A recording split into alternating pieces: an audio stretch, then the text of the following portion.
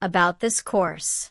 In this course, Verilog Coding Fundamentals, you'll start by learning the basics of logic design, including essential gates like AND, OR, NAND, and NOR.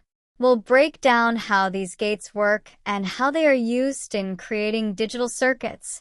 You'll also learn how to simplify logic functions using Boolean algebra and Carnot maps, and how to design circuits using these basic building blocks. The course then moves on to Verilog, a hardware description language widely used for designing digital systems.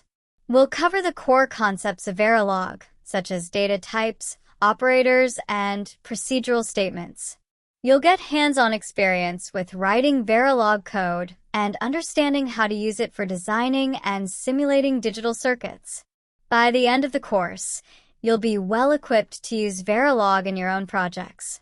You'll have a thorough understanding of how to describe hardware behavior, manage data types, and apply various operators and constructs. This knowledge will be invaluable as you work on more complex designs and simulations in the future.